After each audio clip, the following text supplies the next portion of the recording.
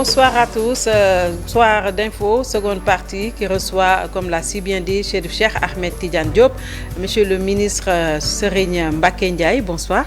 Bonsoir Binta. Alors Idrissa Seck, Macky Sall, dit-on, c'est la fin d'un compagnonnage. Idrissa Seck a choisi de quitter le président Macky Sall pour se présenter à l'élection présidentielle de 2024. Aujourd'hui, quelle est votre lecture sur cette affaire Idrissa Seck, Macky Sall, si on ose appeler ainsi? Mais tout à fait normal. Mais permettez-moi, Binta, après avoir salué bien sûr les Sénégalais, de rendre hommage au président Idrissa Seck. J'ai vu la belle lettre, tant dans la forme que dans le fond, qu'il a adressée au président Macky Sall pour lui dire qu'il s'en allait. Je pense que la démocratie fonctionne de cette manière-là. On n'a pas besoin de s'invectiver, on n'a pas besoin de s'insulter, on n'a pas besoin de violence.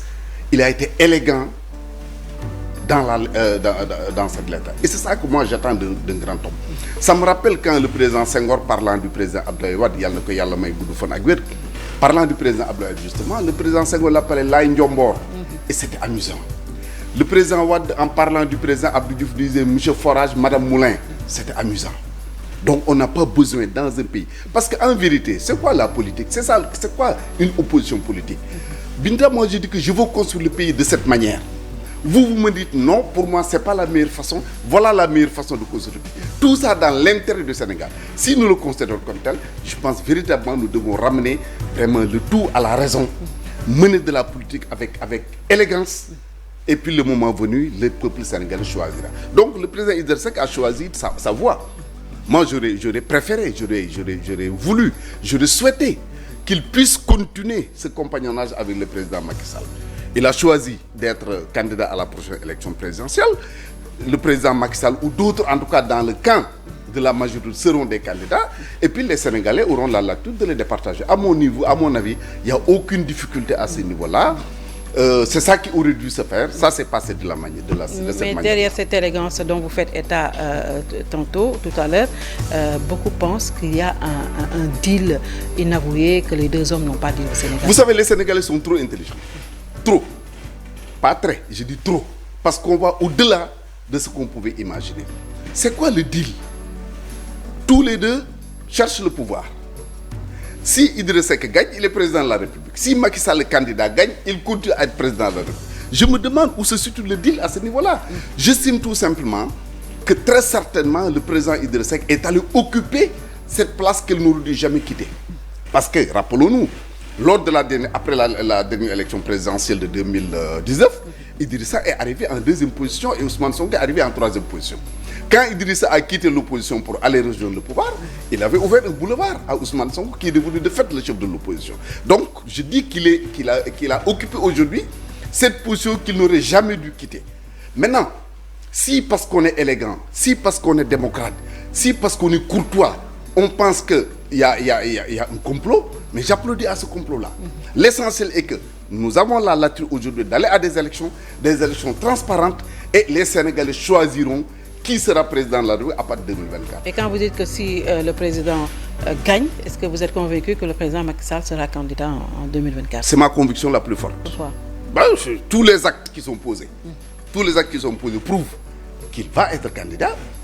Deuxième chose, un pouvoir, on ne le jette pas dans la rue. C'est-à-dire? Un candidat à la présidence de la République ne se prépare pas en un an. Je vous rappelle ce qui s'était passé en Côte d'Ivoire. Le président Alassane Ouattara avait choisi un candidat. Avec son parti, ils avaient choisi un candidat. Mais malheureusement, ce candidat est décédé. Il a été obligé d'être candidat lui-même et de gagner. Donc ça, c'est une autre raison.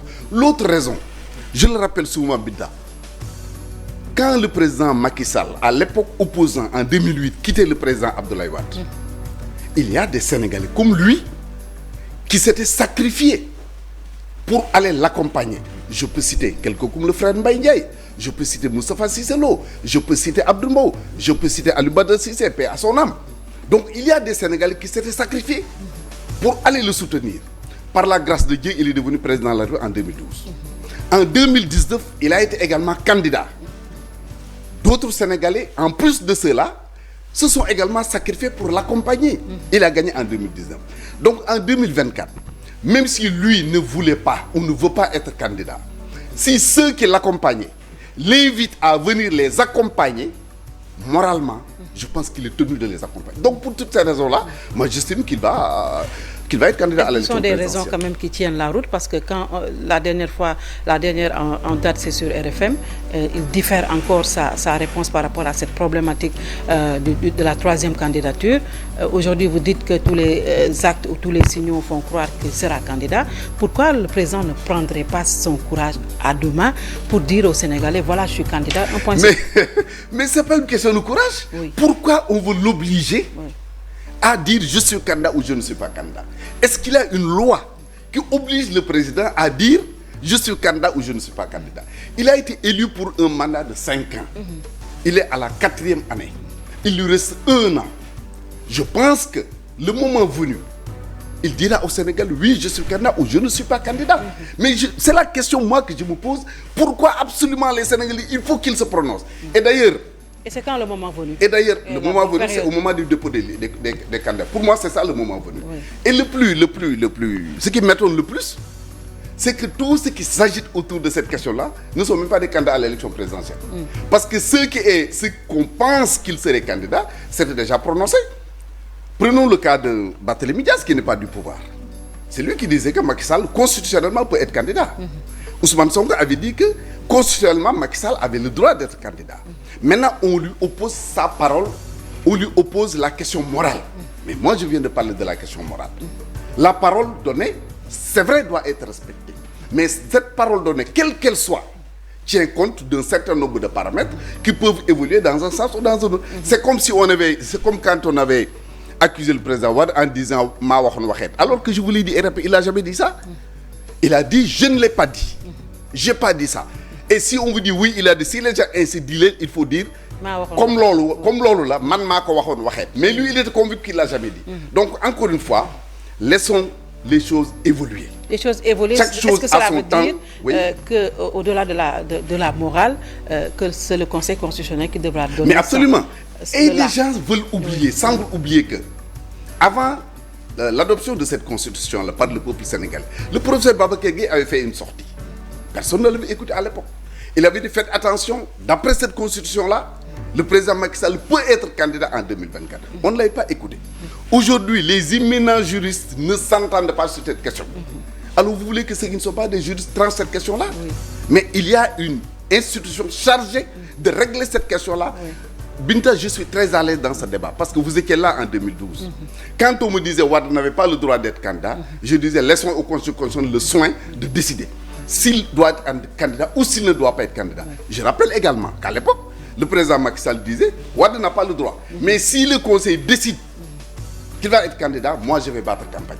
Donc moi je suis à l'aise et lui également doit être à l'aise dans ce débat. Oui, sauf qu'en 2012 quand même, il y a eu des morts par rapport à cette troisième candidature du président. C'est regrettable. Est-ce qu'on ne va pas revivre ces moments? C'est regrettable.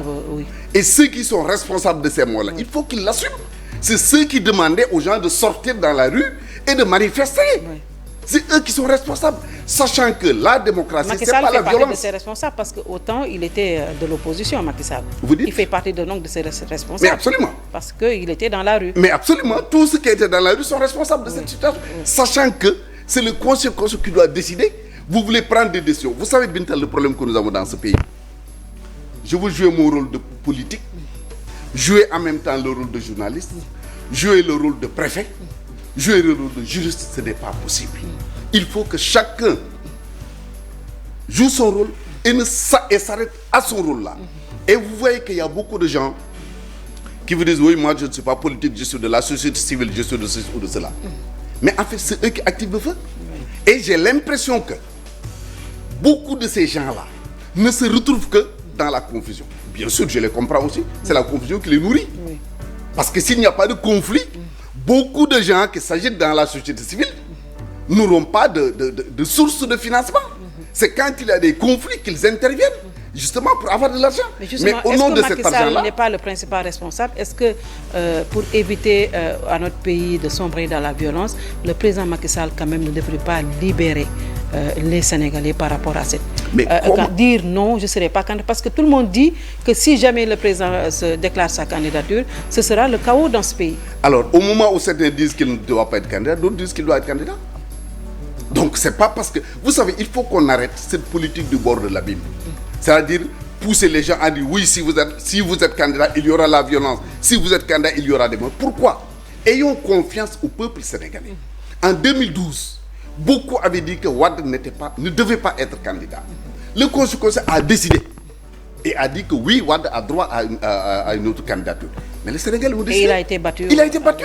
C'est aussi simple que ça. Oui. Faisons confiance au peuple sénégalais. Quelqu'un peut suspecter le Conseil constitutionnel, c'est son droit le président. Moi, je ne les suspecte pas. Quelqu'un peut les suspecter, c'est son droit. Mais on ne peut pas suspecter le peuple. Parce que c'est le peuple qui, en dernier ressort, décide de qui va être président de la République, qui ne le sera pas. Faisons confiance à ce peuple-là et évitons quand même de pousser les gens à aller vers une violence. Est-ce que vous mettez, Serigne Mbacké Ndiaye, le respect de la parole donnée? Vous le mettez où dans un... Mais j'ai répondu au respect de la parole donnée.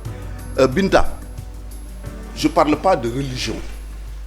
Mais, il y a le sang d'un koignan, vous voyez, dans des relations, beaucoup de relations. Dans un couple, par exemple, vous êtes là, oui, moi je t'aime, moi aussi je t'aime. Un beau jour, pour une raison ou pour une autre, mais vous vous quittez. C'est ça la vie. C'est ça qu'il faut accepter. J'ai dit encore une fois que la voix du président Macky Sall, pour moi en tout cas, n'est pas plus importante que celle des milliers, pour ne pas dire des millions de Sénégalais qui sont dans son propre cas et qui lui demandent d'être candidat. C'est à lui d'apprécier. Mais en tout cas, moi, à sa place, c'est cette posture-là que je vais avoir. Alors, est-ce que le président aujourd'hui peut dire qu'au Sénégal, il n'y a pas de détenus politiques au vu de tout ce qui se passe? Est-ce que le président fait dans le clair-obscur par rapport à sa troisième candidature et après vouloir demander ou appeler à un dialogue ou réitérer même son appel à un dialogue inclusif? Est-ce que c'est possible? Alors, d'abord sur la question des détenus politiques. Je ne suis pas en train de répéter ce que le président a dit. Parce qu'il y a une semaine, j'étais chez vos collègues de 7TV. Chez Maïmouna, oui. Chez Maïmouna Ndour Faye. Oui. Il y a 3 ou 4 jours, j'étais à Sénégal 7. Cette question est revenue dans les discussions et j'ai défendu que beaucoup de ces gens-là, peut-être pas tous, mais beaucoup n'étaient pas des détenus politiques. Si moi je suis un homme politique, on me prend en train de voler, on me considère comme un détenu politique. Si moi, homme politique, je brûle la maison de quelqu'un, on me prend, je suis un détenu politique. Si moi, homme politique, on me prend avec des armes, je cherche à tuer, je cherche à insérer la violence, on me considère comme un détenu politique. Non, je regrette. Beaucoup de ces gens-là, je ne peux pas dire tous, parce que je ne connais pas tous les dossiers, mais beaucoup de ces gens-là ne sont pas détenus. Maintenant, parlant du dialogue. Mais par rapport à ces détenus politiques, il y en a quand même qui ont été arrêtés pour un délit d'opinion, par exemple. Mais vous avez bien dit un délit d'opinion. Ils ont émis des opinions et on les a placés oui, mais sous mandat de dépôt. Est-ce que la loi permet à tout le monde d'émettre toutes les opinions? C'est ça? Vous avez bien dit délit d'opinion. C'est parce que dans le code pénal et dans le code de procédure pénale, mais c'est prévu et condamné par la loi. Je pense, nous voulons tous la paix. Nous voulons la paix dans ce pays. Nous voulons la sérénité dans le pays. Donc il faut que nous, d'abord, acteurs politiques, nous donnions l'exemple. Par nos propos, dans notre comportement de tous les jours. Oui. Je donne la pédagogie, par exemple, ça c'est bien parce qu'on a entendu quand même Ahmed Suzanne Camara dire aller tuer Ousmane Sonko et il n'a pas été inquiété. Pendant ce temps, on est en train d'envoyer en prison certains qui disent ce qu'ils pensent. Ça si aussi, c'est ce qu'il a dit, qui se passe. Si c'est parce qu'une phrase également, il ne faut pas la sortir de son contexte. Oui. Je ne sais pas, je n'ai pas suivi. Oui. Donc je ne connais pas le contexte. Si c'est ce qu'il a dit, c'est condamnable. Tout le monde l'a entendu. Oui, mais je dis une phrase... Oui. Si on la sort de son contexte, ça peut signifier autre chose. Donc, si c'est... Parce que je m'étonne que quelqu'un vienne dire « allez tuer tel, point ». Ça me pose problème. Mais si ce qu'il a fait, c'est condamnable. Maintenant, parlant du dialogue. Moi, j'ai quand même mon expérience du dialogue. Vous vous en souvenez très certainement, en 2007, la seule fois que le président Wade avait rencontré l'opposition avec Moustapha Niasse, avec Ousmane Tanor Dieng, avec Amath Dansokho, Abdoulaye Bathily, Madior Diouf et tous, j'étais l'acteur en ce moment-là, j'avais été nommé, avant d'ailleurs que je sois nommé ministre chargé des affaires politiques. Donc j'ai ma petite expérience du dialogue. Mais dans le cas d'espèce, ce qui a vissé l'atmosphère au Sénégal, ce n'est pas des questions politiques. C'est des questions judiciaires. Il faut avoir le courage de le dire. Ce n'est pas des questions politiques. Parce que vous vous en souvenez, quand le coronavirus arrivait, nous étions en plein dialogue. Il y avait une commission qui était là à l'hôtel Ngor Diarama et nous faisions des dialogues tous les jours.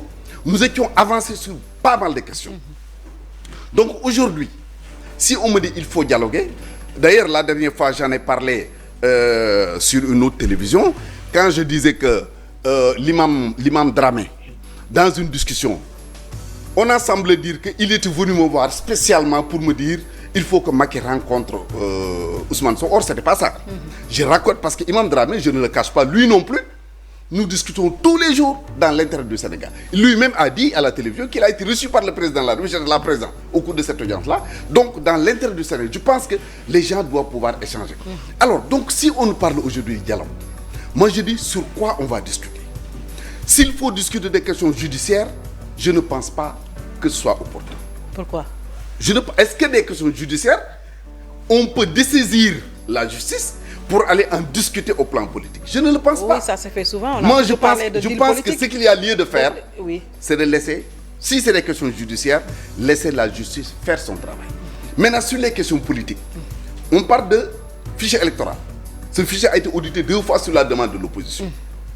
On parle de parrainage. En 2019, s'il n'y avait pas de parrainage, il n'y aurait pas eu cette élection au Sénégal. Mais je suis convaincu d'une chose. Si nous voulons que ce dialogue-là ait lieu et qu'il aboutisse à des résultats satisfaisants, ce dialogue se fera au cas par cas. C'est-à-dire que le président de la République peut recevoir individuellement des partis politiques, peut recevoir individuellement des leaders politiques. Mais quand on veut le faire, le pouvoir face à l'opposition, ce dialogue n'aura pas lieu. Parce qu'en réalité, au sein de l'opposition, il faut qu'on le dise, ils n'ont pas les mêmes intérêts. Jean ne veut peut-être pas que Paul soit candidat. Parce que si Paul est candidat, Jean, il va dépasser Jean. Il y a énormément de difficultés. Et quand ils sont ensemble, mais ils ne soulèvent pas ces questions-là. Donc si on va avoir dans ce cas-là, ce sera tout sauf un dialogue. Nous parlons de dialogue politique ou même national, un dialogue inclusif, holistique. Tout le monde va prendre part à ce dialogue où toutes les cartes seront ouvertes. On va discuter de tout. Mais Maïmouna, pendant 1 an, nous avons dialogué, je viens de le rappeler. Et à cette occasion... Un dialogue qui n'a pratiquement servi à rien. Ah si, tous les partis étaient présents, sauf le PDS. Tous les autres partis étaient représentés directement ou indirectement par leur coalition. Nous avons discuté. C'est à l'occasion d'ailleurs qu'on a revu la répartition du siège à l'occasion des élections territoriales. Donc beaucoup de questions ont été réglées. C'est vrai, pas toutes, mais beaucoup de questions ont été réglées à l'occasion de ce dialogue-là. Maintenant, s'il faut se mettre autour d'une table, moi je veux être convaincu que voilà les questions sur lesquelles nous devons discuter. Et s'il faut aller dialoguer, là aussi quand même c'est une remarque que je fais très amicalement à l'opposition. Parce que justement en 2007, quand moi j'organise le dialogue entre le président Wade et l'opposition, c'est ce que je leur disais. On ne peut pas poser de préalable avant d'aller dialoguer. Parce que quand on me dit... Justement, le F24 qui regroupe des partis politiques, des personnalités de la société civile, pose déjà ces conditions pour aller à ce dialogue. Il faut que le président dise que je ne serai pas candidat, qu'il va organiser des élections sincères et crédibles. Et puis le F24, c'est quoi? C'est l'opposition moins et le PDS. Pas autre chose. C'est les mêmes personnes. C'est les mêmes personnes. Il y a la société civile. Mais c'est les mêmes personnes, je vous dis. Cette société civile-là, en tout cas pour certains, tout au moins, vous les voyez tout le temps défendre les positions de l'opposition. Il faut avoir le courage. Et ça aussi, c'est un problème dans ce pays-là. Quand celui qui doit arbitrer, quand celui qui doit dire la vérité est dans un camp, au détriment de nous, ça pose problème. Vous savez, Binta, si nous voulons que les choses se passent normalement, si moi je commets une erreur, si je dis des choses qu'il ne fallait pas dire, il faut que cette société et la presse ait le courage de me dire, toi, ce que tu as fait, tu ne devais pas le faire. Mais à chaque fois, vous voyez, ils disent, oui, Serigne Mbacké a fait une faute, mais Binta Diallo l'avait fait. On te trouve des justifications. Donc, encore une fois, si nous voulons avoir un dialogue, on ne peut pas poser des préalables. C'est ce que le président Wade me disait d'ailleurs. Il me dit, mais dis à ces amis-là de venir, qu'ils disent tout ce qu'ils veulent autour de la table de discussion. Mais tu ne peux pas être dans un coin et dire à un président, annonce ta candidature, dis que tu ne seras pas candidat, libère telle ou telle autre personne avant le dialogue. Ça doit être des sujets de discussion à l'occasion du dialogue. S'ils veulent dialoguer, c'est des sujets de discussion. S'ils veulent en faire un préalable, ça veut dire qu'ils ne veulent pas dialoguer. Est-ce que ce ne sera pas un dialogue de plus si le F24 pose ses préalables et que le président n'en tienne pas compte? Ce sera juste un dialogue de plus. Non, plus, pas comme un dialogue ce qu'on avait vu au palais, par exemple, pour se réconcilier avec le président Abdoulaye Wade, parce que c'est ce même jour qu'il a eu appelé par téléphone le président Abdoulaye Wade, c'est ce même jour qu'il a annoncé sa réconciliation avec Abdoulaye Wade. Est-ce que ce ne sera pas pour quand même poser Non, les mêmes jalons, amnistie par là, je ne sais pas moi. Ce ne sera pas un dialogue de plus, oui. C'est qu'il n'y aura pas de dialogue. Si vous posez ce préalable, dites d'abord que vous ne serez pas candidat, libérez ceux qui sont en prison avant de dialoguer. Oui. C'est comme si le président était en position de faiblesse. Oui. Or, ce n'est pas le cas. Ce n'est pas le cas. Tout le pays a intérêt à discuter. Donc, il ne faut pas qu'on pense que quelqu'un a intérêt à dialoguer et les autres n'ont pas intérêt à dialoguer. Non, je ne pense pas. Merci beaucoup. Mais c'est moi qui vous remercie, Binta. Ancien ministre. Ça a été un grand plaisir. Merci, plaisir partagé. Farawad Dindiak, Darawad Dindiak. Ah oui, je l'adore. Ça, c'est pas un secret de polichinelle. Ça, c'est vrai. Merci d'avoir suivi. Bien le bonsoir.